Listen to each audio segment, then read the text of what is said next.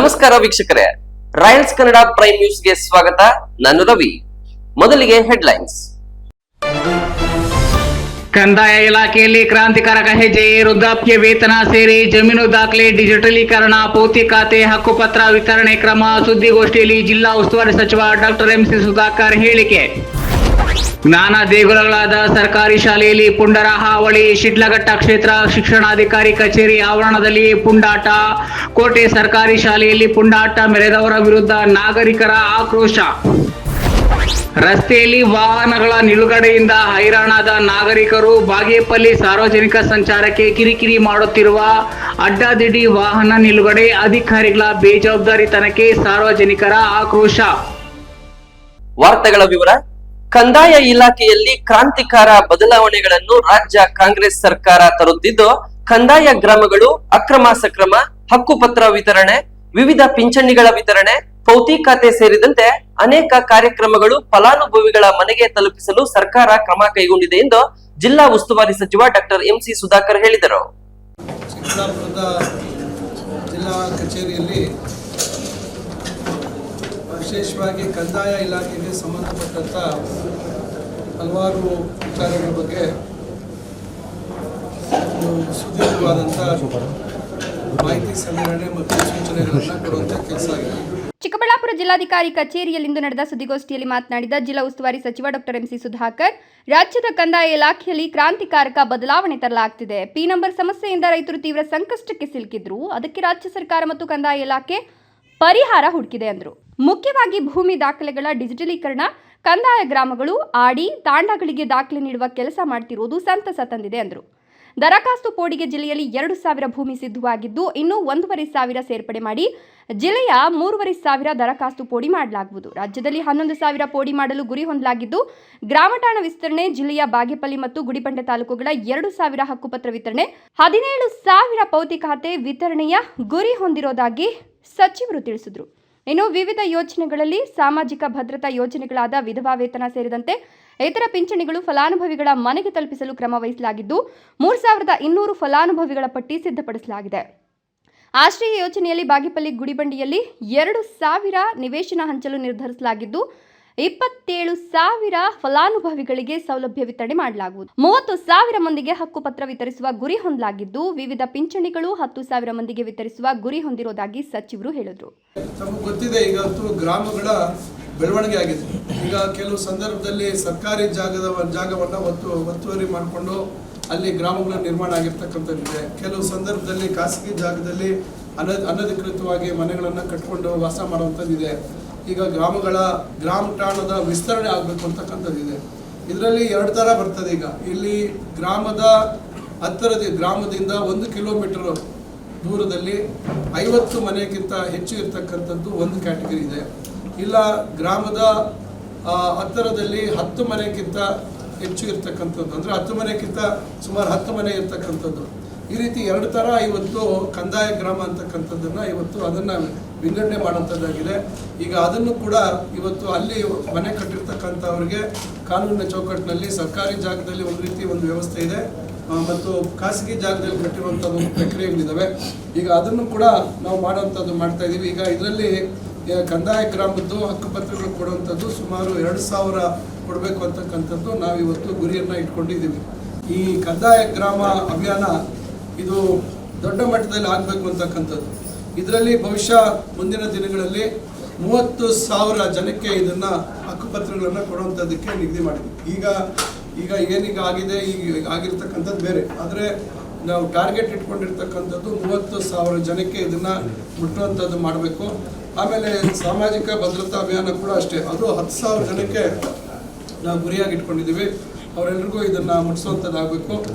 1 ಕೋಟಿಗೂ ಹೆಚ್ಚು ದಾಖಲೆ ಈಗಾಗಲೇ ಡಿಜಿಟಲೀಕರಣ ಮಾಡಲಾಗಿದ್ದು, ಫಲಾನುಭವಿಗಳು ಯಾವುದೇ ದಾಖಲೆ ಪಡೆಯಬಹುದಾಗಿದೆ. ಅಲ್ಲದೆ ಕೆಐಎಡಿಬಿಗಾಗಿ ಜಿಲ್ಲೆಯಲ್ಲಿ 8,000 ಎಕರೆ ಗುರುತಿಸಲಾಗಿದೆ. ಅರಣ್ಯ ಇಲಾಖೆ ಕ್ಲಿಯರೆನ್ಸ್ ಸಿಗಬೇಕಿದೆ. ಮುಂದಿನ ವರ್ಷದಲ್ಲಿ ಎತ್ತಿನಹೊಳೆ ಯೋಜನೆಯ ನೀರು ಜಿಲ್ಲೆಗೆ ಬರಲಿದ್ದು, ಬರುವ ನೀರು ಎಲ್ಲಿ ಶೇಖರಿಸಬೇಕು ಎಂಬ ಬಗ್ಗೆ ಸಮೀಕ್ಷೆ ನಡೀತಾ ಇದೆ. ಈಗಾಗಲೇ ಹಲವು ಕೆರೆಗಳಿಗೆ HN ವ್ಯಾಲಿ ತ್ಯಾಜ್ಯ ನೀರು ಬಿಟ್ಟಿರುವ ಕಾರಣ ಸಮಸ್ಯೆ ಆಗಿದ್ದು, ಇಂತಹ ಕೆರೆಗಳಿಗೆ ಎತ್ತಿನಹೊಳೆ ನೀರು ಶೇಖರಿಸಲು ಸಾಧ್ಯವಾಗದ ಸ್ಥಿತಿ ನಿರ್ಮಾಣವಾಗಿದೆ ಅಂತ ಸಚಿವರು ಹೇಳಿದರು. ರಾಜ್ಯ ಸರ್ಕಾರ ನಗರ ವ್ಯಾಪ್ತಿಯಲ್ಲಿ ಆಸ್ತಿ ಹೊಂದಿರುವ ನಾಗರಿಕರಿಗೆ ಬಿ ಖಾತಾ ಮಾಡಿಕೊಡುವ ಸೌಲಭ್ಯವನ್ನು ಈ ಹಿಂದೆ ನೀಡಲಾಗಿತ್ತು.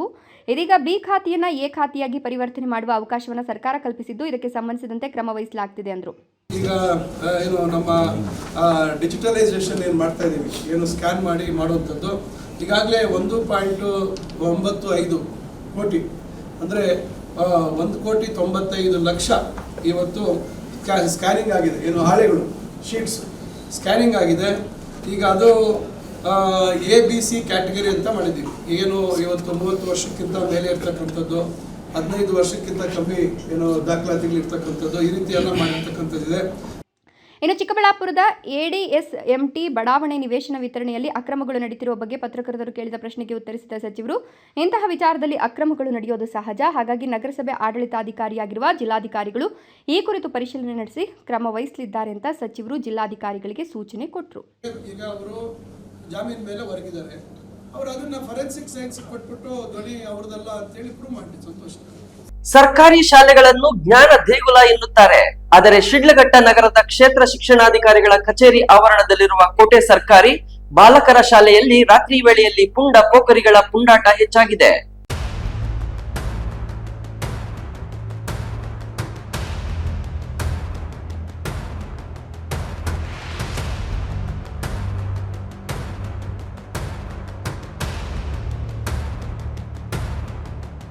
ಸರ್ಕಾರಿ ಶಾಲೆಗಳನ್ನ ಜ್ಞಾನ ದೇಗುಲ ಅಂತಾರೆ. ಆದರೆ ಶಿಡ್ಲಘಟ್ಟ ನಗರದ ಕ್ಷೇತ್ರ ಶಿಕ್ಷಣಾಧಿಕಾರಿಗಳ ಕಚೇರಿ ಆವರಣದಲ್ಲಿರುವ ಕೋಟೆ ಸರ್ಕಾರಿ ಬಾಲಕರ ಶಾಲೆಯಲ್ಲಿ ರಾತ್ರಿ ವೇಳೆಯಲ್ಲಿ ಪುಂಡ ಪೋಖರಿಗಳ ಪುಂಡಾಟ ಹೆಚ್ಚಾಗಿದೆ. ಶಾಲಾವರಣದಲ್ಲಿರುವ ಕುಡಿಯುವ ನೀರಿನ ಸಂಪನ್ನ ಹೊಡೆದು ಕಿಡಿಗೇಡಿಗಳು ಪುಂಡಾಟ ಮೆರೆದಿದ್ದಾರೆ. ಸಾಲದು ಎಂಬಂತೆ ಆ ಸಂಪಿನಲ್ಲಿ ಈಜಾಡುವ ಪ್ರಯತ್ನ ಮಾಡಿದ್ದಾರೆ. ಆದರೆ ಅದೃಷ್ಟವಶಾತ್ ಯಾವುದೇ ವಿದ್ಯುತ್ ಸಂಪರ್ಕ ಇಲ್ಲದೆ ಭಾರಿ ಅನಾಹುತ ತಪ್ಪಿದಂತಾಗಿದೆ. ಶಾಲೆಯಲ್ಲಿ ವ್ಯಾಸಂಗ ಮಾಡುತ್ತಿರುವ ಬಡ ವಿದ್ಯಾರ್ಥಿಗಳಿಗಾಗಿ ಕುಡಿಯುವ ನೀರು ಪೂರೈಕೆ ಮಾಡುವ ಸಲುವಾಗಿ ನಿರ್ಮಿಸಿರುವ ಸಂಪ್ ಹೊಡೆದು ಪುಂಡಾಟ ಮೆರೆದಿದ್ದು ಅಲ್ಲದೆ ಶಾಲಾವರಣದಲ್ಲಿ ಪಾನ್ ಪರಾಗ್ ಇನ್ನಿತರ ವಸ್ತುಗಳನ್ನು ಅಲ್ಲಿಯೇ ಉಗುಳಿ ಶಾಲಾ ಪರಿಸರದಲ್ಲಿ ಅನೈರ್ಮಲ್ಯ ವಾತಾವರಣ ಕಂಡುಬಂದಿದೆ.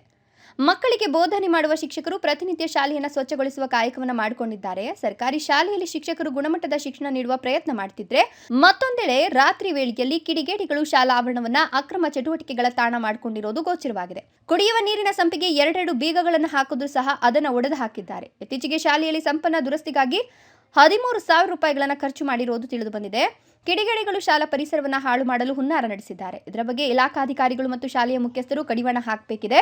ಈ ಸಂಬಂಧ ಶಾಲೆಯ ಮುಖ್ಯ ಶಿಕ್ಷಕ ಮಂಜುನಾಥ್ ಅವರು ನಗರ ಪೊಲೀಸ್ ಠಾಣೆಗೆ ದೂರು ನೀಡಿ ಕಿಡಿಗೇಡಿಗಳ ಮೇಲೆ ಕ್ರಮ ಜರುಗಿಸಬೇಕು ಅಂತ ಒತ್ತಾಯಿಸಿದ್ದಾರೆ.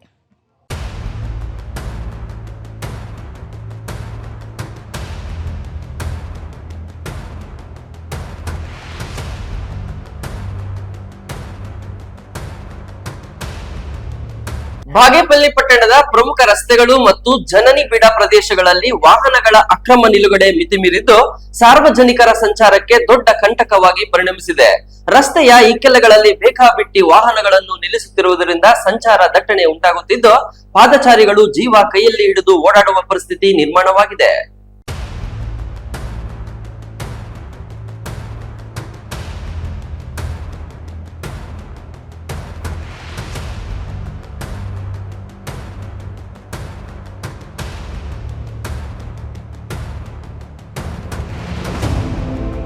ಬಾಗೇಪಲ್ಲಿ ಪಟ್ಟಣದ ಮುಖ್ಯ ರಸ್ತೆಗಳಲ್ಲಿ ವಾಣಿಜ್ಯ ಸಂಕೀರ್ಣಗಳು ಹೆಚ್ಚಿದ್ರೂ ಸೂಕ್ತ ಪಾರ್ಕಿಂಗ್ ವ್ಯವಸ್ಥೆ ಇಲ್ಲದೆ ಇರೋದು ಈ ಸಮಸ್ಯೆಗೆ ಮೂಲ ಕಾರಣವಾಗಿದೆ. ಗ್ರಾಹಕರು ತಮ್ಮ ದ್ವಿಚಕ್ರ ಮತ್ತು 4 ಚಕ್ರದ ವಾಹನಗಳನ್ನು ರಸ್ತೆ ಮೇಲೆಯೇ ನಿಲ್ಲಿಸಿ ಹೋಗ್ತಿರೋದ್ರಿಂದ ಸಂಚಾರ ದಟ್ಟಣೆ ಉಂಟಾಗ್ತಿದ್ದು ಆಂಬ್ಯುಲೆನ್ಸ್ನಂತಹ ತುರ್ತು ಸೇವೆಗಳಿಗೂ ಅಡ್ಡಿಯಾಗ್ತಿದೆ. ರಸ್ತೆಯ ಮೇಲೆ ವಾಹನ ನಿಲ್ಲಿಸೋದು ಕಾನೂನು ಬಾಹಿರ ಅಂತ ತಿಳಿದಿದ್ರೂ ವಾಹನ ಸವಾರರು ಎಲ್ಲೆಂದರಲ್ಲಿ ವಾಹನಗಳನ್ನು ಬೇಕಾಬಿಟ್ಟಿ ನಿಲ್ಲಿಸುತ್ತಿದ್ದಾರೆ. ಸಂಬಂಧಪಟ್ಟ ಅಧಿಕಾರಿಗಳು ಯಾವುದೇ ಕ್ರಮ ಕೈಗೊಳ್ಳುತ್ತಿಲ್ಲ. ನಿಯಮ ಉಲ್ಲಂಘನೆಯಾಗ್ತಿದ್ರೂ ತಡೆಯುವಲ್ಲಿ ಅಧಿಕಾರಿಗಳು ಜಾಣ ಕುರುಡು ಪ್ರದರ್ಶಿಸುತ್ತಿದ್ದಾರೆ ಅಂತ ಸ್ಥಳೀಯ ನಿವಾಸಿಗಳು ಆಕ್ರೋಶ ವ್ಯಕ್ತಪಡಿಸಿದರು. ಕೆಲವು ಕಡೆಗಳಲ್ಲಿ ಫುಟ್ಪಾತ್ಗಳನ್ನು ವಾಹನ ನಿಲುಗಡೆಗೆ ಬಳಸಿಕೊಳ್ಳಲಾಗುತ್ತಿದ್ದು ಪಾದಚಾರಿಗಳು ಅನಿವಾರ್ಯವಾಗಿ ರಸ್ತೆಯ ಮಧ್ಯದಲ್ಲಿ ನಡೀಬೇಕಾದ ಸ್ಥಿತಿ ಇದೆ. ಇದು ಅಪಘಾತಗಳಿಗೆ ನೇರ ಆಹ್ವಾನ ನೀಡಿದಂತಾಗ್ತಿದೆ. ತಕ್ಷಣವೇ ಸಂಬಂಧಪಟ್ಟ ಅಧಿಕಾರಿಗಳು ಎಚ್ಚೆತ್ತುಕೊಂಡು ರಸ್ತೆ ಬದಿಯ ಅಕ್ರಮ ಪಾರ್ಕಿಂಗ್ ತೆರವುಗೊಳಿಸಬೇಕು, ನಿಯಮ ಉಲ್ಲಂಘಿಸುವ ವಾಹನಗಳನ್ನು ಮುಟ್ಟುಗೋಲು ಹಾಕಿಕೊಳ್ಳಬೇಕು ಅಥವಾ ದಂಡ ವಿಧಿಸಬೇಕು ಮತ್ತು ಪಟ್ಟಣದಲ್ಲಿ ವೈಜ್ಞಾನಿಕ ಪಾರ್ಕಿಂಗ್ ವ್ಯವಸ್ಥೆಯನ್ನು ಜಾರಿಗೆ ತರಬೇಕು ಅನ್ನೋದು ಸಾರ್ವಜನಿಕರ ಒತ್ತಾಯವಾಗಿದೆ. ಇನ್ನು ಸಾರ್ವಜನಿಕ ಆಸ್ಪತ್ರೆ ಮುಂಭಾಗ ಹಾಗೂ ಬಸ್ ನಿಲ್ದಾಣದ ಆಸುಪಾಸಿನಲ್ಲಿ ಪಾದಚಾರಿ ಮಾರ್ಗಗಳು ಸಾರ್ವಜನಿಕರ ಓಡಾಟಕ್ಕಿಲ್ಲದಂತಾಗಿದೆ. ಒಂದು ಕಡೆ ಅಂಗಡಿ ಮುಗ್ಗಟ್ಟುಗಳ ಮಾಲೀಕರು ತಮ್ಮ ಸಾಮಗ್ರಿಗಳನ್ನು ಫುಟ್ಪಾತ್ಗಳ ಮೇಲೆ ಹರಡಿಕೊಂಡಿದ್ರೆ ಉಳಿದ ಜಾಗವನ್ನು ದ್ವಿಚಕ್ರ ವಾಹನಗಳ ಪಾರ್ಕಿಂಗ್ಗೆ ಆಕ್ರಮಿಸಿಕೊಂಡಿದೆ. ಇದರಿಂದಾಗಿ ಪಾದಚಾರಿಗಳು ಜೀವ ಕೈಯಲ್ಲಿ ಹಿಡಿದುಕೊಂಡು ರಸ್ತೆಯ ಮೇಲೆಯೇ ನಡಿಬೇಕಾಗಿದೆ ಎಂಬುದು ಸಾರ್ವಜನಿಕರ ಗಂಭೀರ ಆರೋಪವಾಗಿದೆ. ತುಂಬ ಸಮಸ್ಯೆ ಆಗಿರ್ತಕ್ಕಂಥದ್ದು ಟ್ರಾಫಿಕ್ನ ಸಮಸ್ಯೆ. ಮೊದಲಿಂದ ಕೂಡ ಇವತ್ತು ಬಾಗೇಪಲ್ಲಿ ಪಟ್ಟಣದಲ್ಲಿ ಇರ್ತಕ್ಕಂಥ ಮುಖ್ಯ ರಸ್ತೆ ಒಂದೇ. ಇದರಲ್ಲಿ ಶಾಲಾ ಕಾಲೇಜುಗಳು, ಸರ್ಕಾರಿ ಕಚೇರಿಗಳು ಎಲ್ಲವೂ ಕೂಡ ಒಳಗೊಂಡಿರ್ತಕ್ಕಂಥ ಒಂದು ಮುಖ್ಯ ರಸ್ತೆ ಆಗಿದೆ. ಸುಮಾರು 100 ಫೀಟು ರಸ್ತೆ ಇರ್ತಕ್ಕಂಥದ್ದು ಮುಖ್ಯವಾಗಿ ಜಿಲ್ಲೆಯಲ್ಲಿ ಪ್ರಮುಖವಾದಂಥ ಬಾಗೇಪಲ್ಲಿ ಕೇಂದ್ರದಲ್ಲೇ. ಈ 100 ಫೀಟು ರಸ್ತೆ ಇವತ್ತು ಕೇವಲ 10 ಅಡಿ 15 ಅಡಿ ಮಾತ್ರ ಇವತ್ತು ಸಾರ್ವಜನಿಕರು ಪಾದಚಾರಿಗಳು ಓಡಾಡಲಿಕ್ಕೆ ಮತ್ತು ವಾಹನ ಸವಾರರಿಗೆ ಇವತ್ತು ಅನುಕೂಲ ಆಗ್ತಾಯಿದೆ. ಯಾಕೆ ಕಾರಣ ಏನಂತ ಹೇಳಿದ್ರೆ, ಇವತ್ತು ಸುತ್ತ ಎರಡೂ ಬದಿಯಲ್ಲಿ ಇರ್ತಕ್ಕಂಥ ಅಂಗಡಿಯವರು ಸಂಪೂರ್ಣವಾಗಿ ಫುಟ್ಪಾತ್ ಏನಿದೆ ಅದನ್ನು ಸಂಪೂರ್ಣವಾಗಿ ಆವರಿಸ್ಕೊಂಡು ಅವ್ರಿಗೆ ಬೇಕಾದಂಥ ಅಂಗಡಿಯ ಮೆಟೀರಿಯಲ್ ಅದರ ಮೇಲೆ ಇಟ್ಟಿದ್ದಾರೆ. ಅದ್ರ ಜೊತೆಗೆ ಆ ಅಂಗಡಿಗೆ ಬರ್ತಕ್ಕಂಥ ವಾಹನ ಸವಾರರು, ಆ ಅಂಗಡಿಗೆ ವ್ಯಾಪಾರಕ್ಕೆ ಬರ್ತಕ್ಕಂಥ ವಾಹನ ಸವಾರರು ಆ ವಾಹನಗಳನ್ನು ಸರಿಯಾದ ರೀತಿಯಂತೆ ನಿಲ್ಲಿಸದೆ ಅಡ್ಡಾದಿಡ್ಡಿಯಾಗಿ ನಿಲ್ಲಿಸುವ ಮುಖಾಂತರವಾಗಿ ರಸ್ತೆ ಸಂಪೂರ್ಣವಾಗಿ ಇವತ್ತು ಆವರಿಸಿಕೊಂಡಿರ್ತಕ್ಕಂಥದ್ದು ಒಂದಿದೆ. ಸುಬ್ಬು, ಭಾಗ್ಯನಗರ, ರಾಯಲ್ಸ್ ಕನ್ನಡ.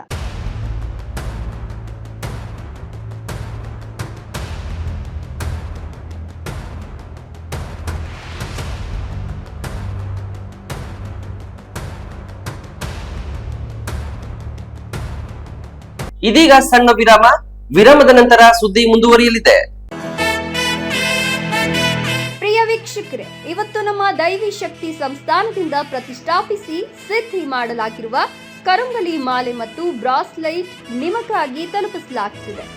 ನಮ್ಮ ಕರುಂಗಲಿ ಮಾಲೆಯನ್ನ ಭಾರತದ ಮಾಜಿ ಪ್ರಧಾನಮಂತ್ರಿಗಳಾದ ಇಂದಿರಾ ಗಾಂಧಿ ಅವರಿಂದ ಹಿಡಿದು ಈಗಿನ ಸ್ಟಾರ್ ನಟರಾದ ಧನುಷ್ ರವರು ಕೂಡ ಧರಿಸಿ ಅಷ್ಟೈಶ್ವರ್ಯಗಳನ್ನು ಪಡೆದಿದ್ದಾರೆ. 8 mm ಸರ್ಟಿಫೈಡ್ ಕರುಂಗಲಿ ಮಾಲೆಯನ್ನ ಎಬೋನಿ ಮರದ ತುಂಡುಗಳಿಂದ ಡಾರ್ಕ್ ಬ್ರೌನ್ ಬಣ್ಣದಿಂದ ಚೆಕ್ ಮಾಡಬಹುದು. ದಿವ್ಯ ಶಕ್ತಿ ಕರುಂಗಲಿ ಮಾಲೆಯನ್ನ ಧರಿಸೋದ್ರಿಂದ ಅಥವಾ ಮನೆ ಮತ್ತು ಅಂಗಡಿಗಳಲ್ಲಿ ಪ್ರತಿಷ್ಠಾಪಿಸೋದ್ರಿಂದ ಸಾಲಬಾಧೆ, ಕಾಲಸರ್ಪ, ದೃಷ್ಟಿದೋಷ, ಮಕ್ಕಳ ವಿದ್ಯಾಭ್ಯಾಸ, ಅನಾರೋಗ್ಯ, ಮನೆಯಲ್ಲಿ ಅಶಾಂತಿ ಮುಂತಾದ ಸಾಕಷ್ಟು ಸಮಸ್ಯೆಗಳಿಂದ ಮುಕ್ತಿ ಮಾಡಿ ನೆಗೆಟಿವ್ ಎನರ್ಜಿಯನ್ನ ದೂರ ಮಾಡಿ ಮೆದುಳಿನ ನರತಂತುಗಳ ಮೇಲೆ ಪ್ರಭಾವ ಬೀರಿ ಅಗೋಚರ ಪ್ರಯೋಜನಗಳನ್ನು ಪಡೆಯಿರಿ. ಟಿವಿ ಸ್ಕ್ರೀನ್ ಮೇಲೆ ಕಾಣುವ ನಂಬರ್ಗೆ ಈಗಲೇ ಆರ್ಡರ್ ಮಾಡಿ. ವಿರಾಮದ ನಂತರ ರಾಯಲ್ಸ್ ಕನ್ನಡ ಪ್ರೈಮ್ ನ್ಯೂಸ್ಗೆ ಮತ್ತೊಮ್ಮೆ ಸ್ವಾಗತ. ಶಾಂತಿ ನೆಲೆಸಲು ಸರ್ವ ಮನುಷ್ಯರು ಸೌಹಾರ್ದದಿಂದ ಒಂದಾಗಿ ಬದುಕು ನಡೆಸಬೇಕು ಎಂದು ಮಾಜಿ ಸಂಸದ ಎಸ್ ಮುನಿಸ್ವಾಮಿ ಕರೆ ನೀಡಿದರು. ಒಬ್ಬರಿಗೊಬ್ರು ಶಾಂತಿಯಿಂದ ನಾವು ಬಾಳ್ವೆಯನ್ನ ಮಾಡಿದ್ರೆ ಎಲ್ಲ ಒಂದು ಜಾಗತಿಕ ಏಳಿಗೆಯನ್ನಾಗತ್ತೆ. ಈ ಒಂದು ಕಾರ್ಯಕ್ರಮವನ್ನ ನಮ್ಮ ಖಾಸಗಿ ಶಾಲೆಯ ಶಾಂತಿ ನೆಲೆಸಲು ಸರ್ವ ಮನುಷ್ಯರು ಸೌಹಾರ್ದತೆಯಿಂದ ಒಂದಾಗಿ ಬದುಕು ನಡೆಸಬೇಕು ಅಂತ ಮಾಜಿ ಸಂಸದ ಎಸ್ ಮುನಿಸ್ವಾಮಿ ಕರೆ ನೀಡಿದರು. ಕೋಲಾರ ನಗರದಲ್ಲಿ ಸೋಮವಾರ ಜಿಲ್ಲಾ ಅಸೋಸಿಯೇಟೆಡ್ ಮ್ಯಾನೇಜ್ಮೆಂಟ್ ಆಫ್ ಸ್ಕೂಲ್ಸ್ನಿಂದ ನಡೆದ ಯುದ್ಧಗಳನ್ನು ವಿರೋಧಿಸಿ ವಿಶ್ವ ಶಾಂತಿಗಾಗಿ ಓಟ ಎಂಬ ಘೋಷವಾಕ್ಯದ ಜಾಥಾಕ್ಕೆ ಚಾಲನೆ ನೀಡಿ ಮಾತನಾಡಿದ ಅವರು, ದೇಶದ ಪ್ರಧಾನಿ ನರೇಂದ್ರ ಮೋದಿಯವರು ಇಡೀ ಜಗತ್ತಿನ ದೇಶಗಳಿಗೆ ಭೇಟಿ ನೀಡಿ ಶಾಂತಿ ಸ್ಥಾಪಿಸುವ ಉದ್ದೇಶದಿಂದ ಅಲ್ಲಿನ ನಾಯಕರ ಜೊತೆ ಮಾತುಕತೆ ನಡೆಸಿದ್ದಾರೆ ಎಂದರು. ವಿದ್ಯಾರ್ಥಿಗಳು ಸಹ ನೀವು ನಿಮ್ಮ ಪೋಷಕರು ಹಾಗೂ ಸುತ್ತಮುತ್ತಲಿನ ನಾಗರಿಕರೊಂದಿಗೆ ಒಂದಾಗಿ ಬಾಳ್ವೆ ನಡೆಸುವ ಮೂಲಕ ಶಾಂತಿ ನೆಲೆಸುವ ಕಾಯಕವನ್ನು ಮಾಡಬೇಕಿದೆ. ಯುದ್ಧಗಳು ನಿಲ್ಲಿಸುವ ಸಲುವಾಗಿ ಖಾಸಗಿ ಸಂಸ್ಥೆಯ ಶಾಲೆಯ ವಿದ್ಯಾರ್ಥಿಗಳು ಮೋದಿಯವರಿಗೆ ಮನವಿ ಮಾಡುತ್ತಿರುವುದು ಒಳ್ಳೆಯ ಬೆಳವಣಿಗೆ ಎಂದರು. ಅಂಚೆ ವಿಜಯ್, ಕೋಲಾರ, ರಾಯಲ್ಸ್ ಕನ್ನಡ. ನಿರ್ಮಾಪಕ ಕನಕಪುರ ಶ್ರೀನಿವಾಸ್ ಅವರು ಇತ್ತೀಚೆಗೆ ನಡೆದ ಸುದ್ದಿಗೋಷ್ಠಿಯಲ್ಲಿ ಅನೇಕರ ಬಗ್ಗೆ ನಾಲಿಗೆ ಹರಿಬಿಟ್ಟಿದ್ದರು. DCM DK Shivakumar, Dhruva Sarja, AP Arjun, ಜೋಗಿ ಪ್ರೇಮ್, ಪುನೀತ್ ರಾಜ್ಕುಮಾರ್ ಸೇರಿದಂತೆ ಹಲವರ ವಿರುದ್ಧ ಅಶ್ಲೀಲವಾಗಿ ಮಾತನಾಡಿದ್ದರು. ಅದಕ್ಕೆ ಚಿತ್ರರಂಗದಲ್ಲಿ ಖಂಡನೆ ವ್ಯಕ್ತವಾಗಿದೆ.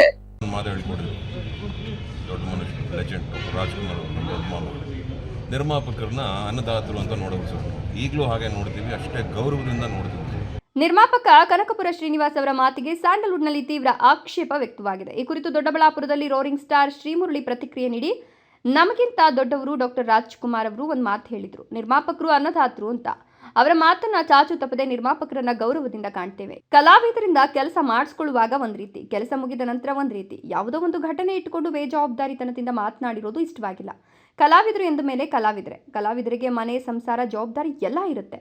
ಇಲ್ಲದೆ ಇರುವವರ ಬಗ್ಗೆ ಮಾತಾಡೋದು, ಇನ್ಯಾರದ್ದೋ ಬಗ್ಗೆ ಮಾತನಾಡೋದು, ಇದನ್ನೆಲ್ಲ ಏನಕ್ಕೆ ಮಾಡಬೇಕು? ನಾವೆಲ್ಲ ಕೆಲಸ ಮಾಡ್ತಿರೋದು ತಾಯಿ ಭುವನೇಶ್ವರಿಗೋಸ್ಕರ. ಕಷ್ಟ ಯಾರಿಗೆ ಬರಲ್ಲ, ನಮಗೂ ಕಷ್ಟ ಇದೆ, ಈಗಲೂ ಕಷ್ಟ ಇದೆ. ಆ ಕಷ್ಟನ ಪರಿಹಾರ ಮಾಡ್ಕೊಂಡು ಹೋಗ್ತಾನೆ ಇದ್ದೀವಿ. ಕಷ್ಟ ಇದೆ ಅಂತ ಹೇಳಿ ಬೀದಿಗಿಳಿದು ಬೇರೆಯವರನ್ನ ಅವಮಾನ ಮಾಡ್ತಿದ್ದೀವಾ ಅಂದರು. ನಿರ್ಮಾಪಕರು ಹಿರಿಯರ ಸ್ಥಾನದಲ್ಲಿದ್ದಾರೆ. ಸ್ವಲ್ಪ ಯೋಚನೆ ಮಾಡಿ ಮಾತನಾಡಬೇಕು. ಬಹಳ ಸೂಕ್ಷ್ಮ ವಿಚಾರಗಳು, ವ್ಯಕ್ತಿಗಳ ಬಗ್ಗೆ ಮಾತನಾಡಿದ್ದಾರೆ. ಇದು ಬಹಳ ತಪ್ಪಾಗಿ ಕಾಣ್ತಿದೆ, ಅದೇ ರೀತಿ ತಪ್ಪಾಗಿ ಕೇಳ್ತಿದೆ. ಇದೆಲ್ಲಿಗೆ ನಿಲ್ಲಬೇಕು? ಚಿತ್ರರಂಗದ ಹಿರಿಯರು ಮುಂದೆ ಬಂದ ಕೂಡಲೇ ಇದನ್ನು ಇಲ್ಲಿಗೆ ನಿಲ್ಲಿಸಬೇಕು. ಇದು ಕೂಡ ಕುಟುಂಬ, ಅವಿಭಕ್ತ ಕುಟುಂಬ ಇದ್ದ ಹಾಗೆ. ಈ ಕೂಡು ಕುಟುಂಬ ಹೊಡಿಬಾರ್ದು, ನಾವೆಲ್ಲ ಒಗ್ಗಟ್ಟಿನಿಂದ ಇರಬೇಕು ಅಂದರು. ಯಾವ ನಟರು ಅಷ್ಟೊಂದು ಕೆಟ್ಟವರಲ್ಲ. ನಟರ ಬಗ್ಗೆ ಯಾಕೆ ಹಾಗೆ ಮಾತನಾಡಬೇಕಿತ್ತು? ಏನಕ್ಕೆ ಆ ರೀತಿ ಮಾತನಾಡಬೇಕಿತ್ತು? ಇದು ಕೇಳಕ್ಕೆ ಯಾಕೋ ಚೆನ್ನಾಗಿಲ್ಲ, ನೋಡೋಕ್ಕೂ ಚೆನ್ನಾಗಿಲ್ಲ, ಅದಕ್ಕೆ ಕೇಳಿಲ್ಲ, ನೋಡಿಲ್ಲ. ಕೆಲವೊಂದು ಸೂಕ್ಷ್ಮ ವಿಚಾರಗಳು, ಸೂಕ್ಷ್ಮ ವ್ಯಕ್ತಿಗಳ ಬಗ್ಗೆ ಗಂಭೀರವಾಗಿ ಆಲೋಚನೆ ಮಾಡಿ ಮಾತನಾಡೋ ವಿಷಯಗಳನ್ನು ಬಹಳ ದುರುಪಯೋಗಪಡಿಸ್ಕೊಂಡು ಮಾತನಾಡಿರೋದು ಖಂಡನೀಯ ಅಂತ ಹೇಳಿದ್ರು. ಅಪ್ಪು ಅವರ ಬಗ್ಗೆ ಮಾತನಾಡಿರೋದಕ್ಕೆ ಕ್ಷಮಾಪಣೆನೇ ಇಲ್ಲ. ಈ ವಿಚಾರದಲ್ಲಿ ನಾವು ಕ್ಷಮಿಸೋದೇ ಇಲ್ಲ. ನಾವು ಯಾರಿಗೆ ಏನು ಮಾಡಿದ್ದೀವಿ? ಇಷ್ಟೊಂದು ದಿನಗಳಿಂದ ಇಂಡಸ್ಟ್ರಿಗೋಸ್ಕರ, ಸಿನಿಮಾಗೋಸ್ಕರ ಕಲೆಯನ್ನು ಉಳಿಸಿ ಕೆಲಸ ಮಾಡ್ಕೊಂಡು ಬಂದಿದ್ದೀವಿ. ಸಿನಿಮಾಯಿಂದನೇ ಬದುಕ್ತಿದ್ದೇವೆ. ಕಷ್ಟನೋ ಸುಖನೋ ಇಲ್ಲೇ ಮುಳುಗ್ತಿದ್ದೇವೆ, ಇಲ್ಲೇ ಎದ್ದೇಳ್ತಿದ್ದೇವೆ ಅಂತ ಹೇಳಿದ್ರು. ದೊಡ್ಡ ಮನುಷ್ಯ, ಲೆಜೆಂಡ್ ರಾಜ್ಕುಮಾರ್ ಅವರು, ದೊಡ್ಡ ಮಾವು ನಿರ್ಮಾಪಕರನ್ನ ಅನ್ನದಾತರು ಅಂತ ನೋಡೋದು ಸರ್. ಈಗಲೂ ಹಾಗೆ ನೋಡ್ತೀವಿ, ಅಷ್ಟೇ ಗೌರವದಿಂದ ನೋಡ್ತೀವಿ. ಕಲಾವಿದರ ಹತ್ರ ಕೆಲಸ ಮಾಡಿಸ್ಕೋಬೇಕಾದ್ರು ಒಂಥರ ಕೆಲವು ದಿನಗಳು, ಕೆಲವು ವರ್ಷಗಳ ಕಳೆದ ಮೇಲೆ ಆ ನಿರ್ದೇಶಕರ ಜೊತೆ ಕೆಲಸ ಮಾಡಿರ್ತೀರ, ಜೊತೆಗೆ ಉಂಡಿರ್ತೀರ, ಕಷ್ಟ ಸುಖ ಹಂಚ್ಕೊಂಡಿರ್ತೀರ. ಯಾವುದೋ ಒಂದು ಘಟನೆ ಇಟ್ಕೊಂಡು ಇವತ್ತು ಬಂದ್ಬಿಟ್ಟು ಅಷ್ಟು ಬೇಜವಾಬ್ದಾರಿಯಿಂದ ಮಾತಾಡಿದ್ದಲ್ಲೋ ನನಗೂ ಇಷ್ಟ ಆಗಿಲ್ಲ. ಏನೇ ಆಗಲಿ, ಕಲಾವಿದರು ಎಲ್ರಿಗೂ ಒಂದು ಮನೆ, ಮಠ, ಸಂಸಾರ, ಜವಾಬ್ದಾರಿ ಎಲ್ಲ ಇರುತ್ತೆ. ಇಲ್ದಿರೋರ ಬಗ್ಗೆ ಮಾತಾಡೋದು, ಇನ್ಯಾರ್ಯಾರ ಬಗ್ಗೆನೂ ಮಾತಾಡೋದು, ಇನ್ಯಾರಿಗೋ ಏನೋ ಕಷ್ಟ ಇರುತ್ತೆ, ಅವ್ರನ್ನ ಇನ್ನೂ ಒತ್ತಿ ಕೆದಕ್ಕೆ ಮಾತಾಡೋದು ಏನಕ್ಕೆ ಮಾಡಬೇಕು? ಏನಕ್ಕೆ ನಡೀತಾ ಇದೆ? ರೀಸೆಂಟಾಗಿ ಏನೋ ಬಂದಿದೆಯಂತೆ, ಮತ್ತೆ ಇದೇನೋ ನಡೀತಾ ಇದೆ. ಯಾರೇ ಆಗಲಿ, ನಾವೆಲ್ಲರೂ ಕೆಲಸ ಮಾಡ್ತಿರೋದು ತಾಯಿ ಭುವನೇಶ್ವರಿಗೋಸ್ಕರ ತಾನೇ. ಕಷ್ಟ ಯಾರಿಗೆ ಬರೋಲ್ಲ? ಕಷ್ಟ ಬರುತ್ತೆ, ನಮಗೂ ಕಷ್ಟ ಇದೆ, ಈಗಲೂ ಕಷ್ಟ ಇದೆ, ಪರಿಹಾರ ಮಾಡ್ಕೊಂಡು ಹೋಗ್ತಾನೆ ಇದ್ದೀವಿ. ಇವ್ರನ್ನ ಅಂತಾ ಇದ್ದೀವ, ಬೇರೆಯವ್ರನ್ನ ಬೀದಿ ಬೆಳೀತಾ ಇದ್ದೀವ, ಬೇರೆಯವ್ರನ್ನ ಅವಮಾನ ಮಾಡ್ತಿದ್ದೀವ? ಇಲ್ಲ ತಾನೇ. ನಿರ್ಮಾಪಕರು, ಹಿರಿಯರ ಸ್ಥಾನದಲ್ಲಿದ್ದಾರೆ. ಸ್ವಲ್ಪ ಆಲೋಚನೆ ಮಾಡಿ, ಯೋಚನೆ ಮಾಡಿ ಇಂಥ ಕಡೆ ಎಲ್ಲ ಮಾತಾಡೋದು ಬಹಳ ಒಳ್ಳೆಯದು. ಅಷ್ಟೇ ಅಲ್ಲ, ಬಹಳಷ್ಟು ಸೂಕ್ಷ್ಮವಾದ ವಿಚಾರಗಳು, ವ್ಯಕ್ತಿಗಳ ಬಗ್ಗೆ, ಕರ್ನಾಟಕದ ಬಹಳಷ್ಟು ಜನಗಳ ಬಗ್ಗೆ ಮಾತಾಡಿದ್ದಾರೆ. ತುಂಬ ತಪ್ಪಾಗಿ ಕಾಣಿಸ್ತಾ ಇದೆ, ತುಂಬ ತಪ್ಪಾಗಿ ಕೇಳಿಸ್ತಾ ಇದೆ. ಬಹುಶಃ ಇದು ಇಲ್ಲಿಗೆ ನಿಲ್ಲಬೇಕು. ಎಲ್ಲ ಹಿರಿಯರು ಜವಾಬ್ದಾರಿ ತಗೊಂಡು, ನಮ್ಮ ಇಂಡಸ್ಟ್ರಿಯಿಂದ ಯಾರ್ಯಾರು ಹಿರಿಯರಿದ್ರು ಅವರೆಲ್ಲ ಬಂದು ಒಂದು ಸ್ಟೆಪ್ ತಗೊಂಡು ಇದನ್ನೆಲ್ಲ ನಿಲ್ಲಿಸಬೇಕು ಅಂತ ಹೇಳಲಿಕ್ಕೆ ಇಷ್ಟಪಡ್ತೀನಿ. ಕೂಲಿ ಕೆಲಸ ಮುಗಿಸಿಕೊಂಡು ಮನೆಗೆ ತೆರಳುತ್ತಿದ್ದ ಕೂಲಿ ಕಾರ್ಮಿಕರು ಆಸ್ಪತ್ರೆ ಸೇರಿದ ಘಟನೆ ಶ್ರೀನಿವಾಸಪುರ ತಾಲೂಕಿನಲ್ಲಿ ನಡೆದಿದ್ದು, ಸ್ಥಳದಲ್ಲೇ 3 ಮೃತಪಟ್ಟು 15ಕ್ಕೂ ಹೆಚ್ಚು ಮಂದಿ ಗಾಯಗೊಂಡು ಆಸ್ಪತ್ರೆ ಸೇರಿರುವ ಘಟನೆ ಭಾನುವಾರ ತಡರಾತ್ರಿ ನಡೆದಿದೆ.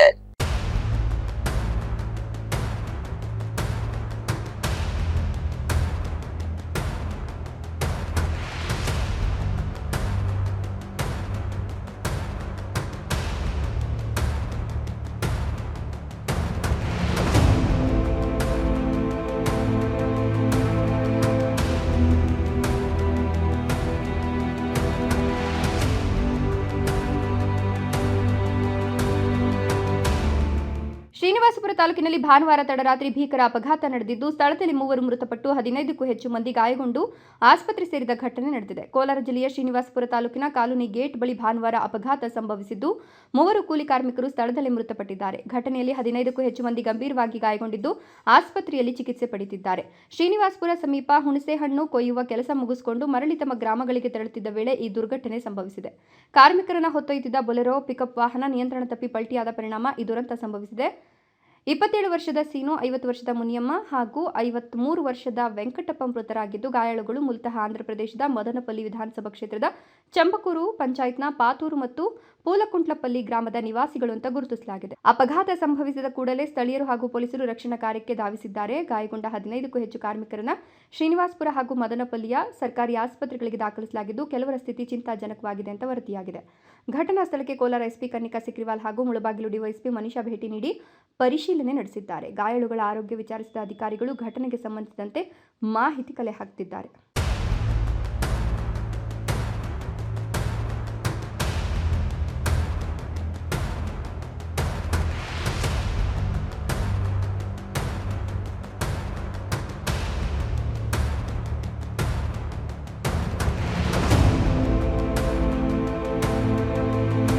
ಚಿಂತಾಮಣಿ ತಾಲೂಕಿನ ಕೈವಾರ ಹೋಬಳಿಯ ವೈಜಕೂರು ರೇಷ್ಮೆ ಬೆಳೆಗಾರರ ಹಾಗೂ ರೈತ ಸೇವಾ ಸಹಕಾರ ಸಂಘದ ಮುಂದಿನ 5 ವರ್ಷಗಳ ಅವಧಿಗೆ ನಿರ್ದೇಶಕ ಸ್ಥಾನಗಳಿಗೆ ನಡೆದ ಚುನಾವಣೆಯಲ್ಲಿ ಎಲ್ಲ 12 ಸ್ಥಾನಗಳು ಕಾಂಗ್ರೆಸ್ ಪಕ್ಷದ ಬೆಂಬಲಿಗರು ಜಯಗಳಿಸಿದ್ದಾರೆ.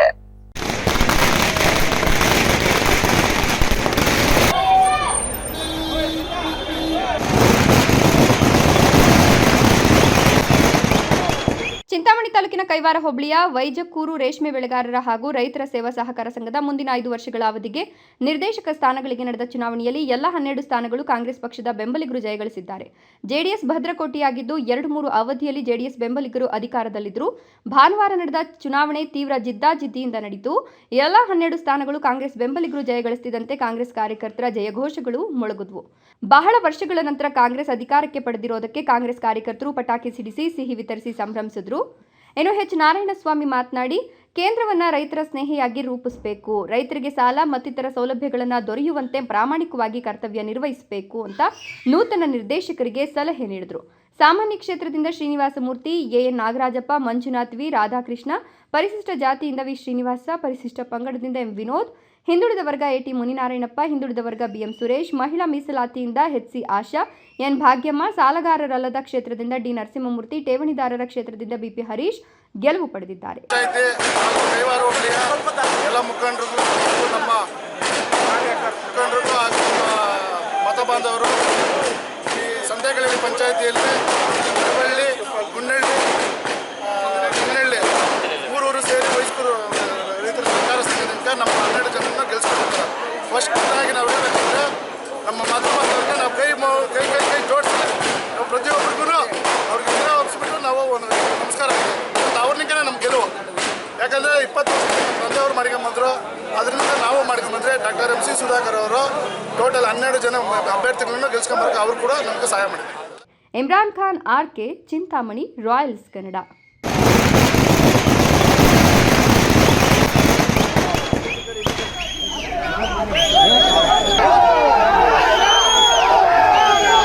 ಗುಡಿಬಂಡೆ ತಾಲೂಕಿನ ಪ್ರಸಿದ್ಧ ಧಾರ್ಮಿಕ ಕ್ಷೇತ್ರವಾದ ಯಲ್ಲೋಡು ಶ್ರೀ ಲಕ್ಷ್ಮೀ ಆದಿನಾರಾಯಣ ಸ್ವಾಮಿ ಜಾತ್ರಾ ಮಹೋತ್ಸವದ ಸಂದರ್ಭದಲ್ಲಿ ಸಮಾಜದ ಅತಿ ಸೂಕ್ಷ್ಮ ಹಾಗೂ ಗಂಭೀರ ಸಮಸ್ಯೆಗಳಾದ ಪೋಕ್ಸೋ ಕಾಯ್ದೆ, ಬಾಲ್ಯ ವಿವಾಹ ತಡೆ ಮತ್ತು ಸಾಮಾನ್ಯ ಕಾನೂನು ಅರಿವು ಕುರಿತು ಜನಜಾಗೃತಿ ಮೂಡಿಸಲಾಯಿತು.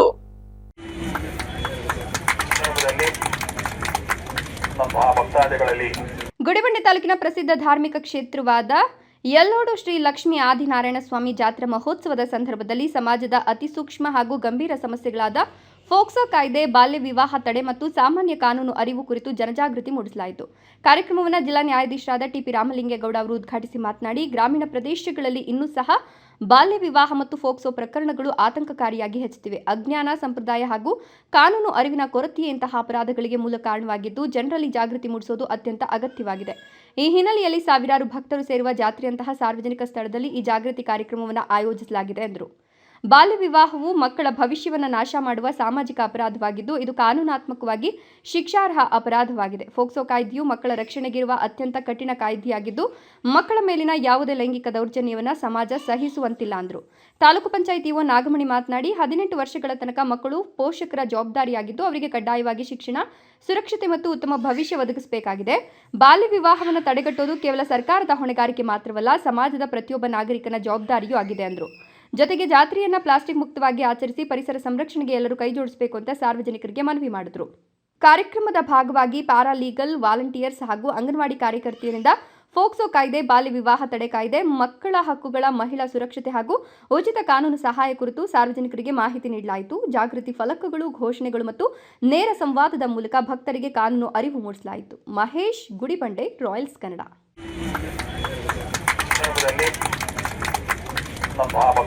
ಆಕಾಶ್ ಸೂಪರ್ ಸ್ಪೆಷಾಲಿಟಿ ಆಸ್ಪತ್ರೆಯಿಂದ ಗುಡಿಬಂಡೆ ತಾಲೂಕು ಪಂಚಾಯಿತಿ ಆವರಣದಲ್ಲಿ ಉಚಿತ ಆರೋಗ್ಯ ತಪಾಸಣೆ ಶಿಬಿರ ಯಶಸ್ವಿಯಾಗಿ ನಡೆಯಿತು. ಈ ಶಿಬಿರ ತಾಲೂಕು ಪಂಚಾಯಿತಿ ಇಒ ನಾಗಮಣಿ ಮಾರ್ಗದರ್ಶನದಲ್ಲಿ ನಡೆಯಿತು.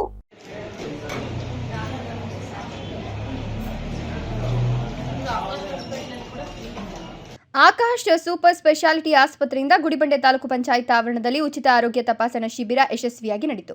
ಈ ಶಿಬಿರ ತಾಲೂಕು ಪಂಚಾಯತ್ ಇಒ ನಾಗಮಣಿ ಮಾರ್ಗದರ್ಶನದಲ್ಲಿ ನಡೆಯಿತು. ಶಿಬಿರದಲ್ಲಿ ಕಣ್ಣಿನ ತಜ್ಞರು, ಸಾಮಾನ್ಯ ವೈದ್ಯರು, ಮೂಳೆ ತಜ್ಞರು, ಶಸ್ತ್ರಚಿಕಿತ್ಸಕರು ಸೇರಿದಂತೆ ವಿವಿಧ ವಿಭಾಗಗಳ ಪರಿಣಿತ ವೈದ್ಯರು ಭಾಗವಹಿಸಿ ತಮ್ಮ ಸೇವೆ ಸಲ್ಲಿಸಿದರು.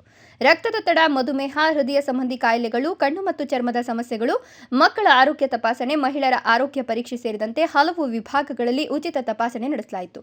ಈ ಸಂದರ್ಭದಲ್ಲಿ ತಾಲೂಕು ಪಂಚಾಯತ್ ಸಿಬ್ಬಂದಿಗಳಾದ ಶಿವ ಶಿವಶಂಕರಪ್ಪ ಹಾಗೂ ರಾಮಾಂಜನಪ್ಪ ಮಾತನಾಡಿ, ಕಾರ್ಯನಿರ್ವಹಣಾಧಿಕಾರಿ ನಾಗಮಣಿ ಎನ್ನವರು ಸಿಬ್ಬಂದಿಯ ಆರೋಗ್ಯ ಹಿತದೃಷ್ಟಿಯಿಂದ ಈ ಉಚಿತ ಆರೋಗ್ಯ ಶಿಬಿರವನ್ನು ಆಯೋಜಿಸಿದ್ದು, ಮುಂದಿನ ದಿನಗಳಲ್ಲಿ ಗ್ರಾಮೀಣ ಪ್ರದೇಶಗಳಲ್ಲಿಯೂ ಅತ್ಯುತ್ತಮ ಉಚಿತ ಆರೋಗ್ಯ ಶಿಬಿರಗಳನ್ನು ಹಮ್ಮಿಕೊಳ್ಳುವ ಉದ್ದೇಶ ಇದೆ ಅಂತ ತಿಳಿಸಿದರು. ಶಿಬಿರದಲ್ಲಿ ಪಟ್ಟಣದ ನೌಕರರು ಹಾಗೂ ಸಿಬ್ಬಂದಿ ಸೇರಿ ನೂರಾರು ಜನರು ಆರೋಗ್ಯ ಸೇವೆ ಪಡೆದರು. ಮಹೇಶ್ ಗುಡಿಬಂಡೆ, ರಾಯಲ್ಸ್ ಕನ್ನಡ.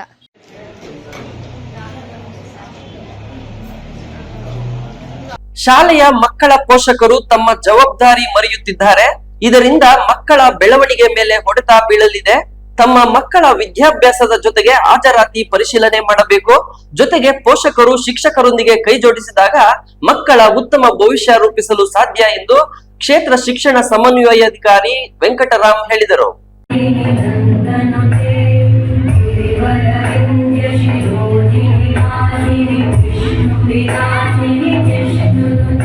ಬಾಗೇಪಲ್ಲಿ ಪಟ್ಟಣದ ಸರ್ಕಾರಿ ಬಾಲಕಿಯರ ಪದವಿ ಪೂರ್ವ ಕಾಲೇಜು ಸಂಕೀರ್ಣದಲ್ಲಿರುವ ಪಿಎಂ ಶ್ರೀ ಸರ್ಕಾರಿ ಮಾದರಿ ಬಾಲಕಿಯರ ಹಿರಿಯ ಪ್ರಾಥಮಿಕ ಶಾಲೆಯಿಂದ ಆಯೋಜಿಸಿದ್ದ ನನ್ನ ಶಾಲೆ ನನ್ನ ಕೊಡುಗೆ ಮತ್ತು ಶಾಲಾ ಹಬ್ಬ ಕಾರ್ಯಕ್ರಮದ ಉದ್ಘಾಟನೆ ಮಾಡಿ ಮಾತನಾಡಿದ ಅವರು, ನನ್ನ ಶಾಲೆ ನನ್ನ ಕೊಡುಗೆ ಈ ವಿಶೇಷ ಕಾರ್ಯಕ್ರಮ ಶಿಕ್ಷಣ ಇಲಾಖೆ, ಸಾರ್ವಜನಿಕರು ಮತ್ತು ಖಾಸಗಿ ಸಂಸ್ಥೆಗಳನ್ನು ಒಂದೇ ವೇದಿಕೆಗೆ ತಂದು ಸರ್ಕಾರಿ ಶಾಲೆಗಳ ಜವಾಬ್ದಾರಿ ಹಂಚಿಕೊಳ್ಳಲು ಪ್ರೋತ್ಸಾಹಿಸುತ್ತಿದೆ.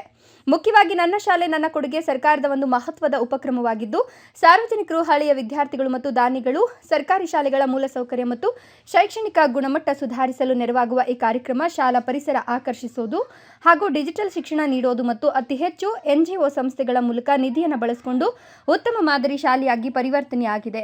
ಈ ಒಂದು ಶಾಲೆಯಲ್ಲಿ ವಿದ್ಯಾಭ್ಯಾಸ ಪಡೆಯೋದು ನಮ್ಮ ಅದೃಷ್ಟ ಅಂತ ಬಯಸ್ತೇನೆ ಅಂದರು. ಸುಬ್ಬು, ಭಾಗ್ಯನಗರ, ರಾಯಲ್ಸ್ ಕನ್ನಡ.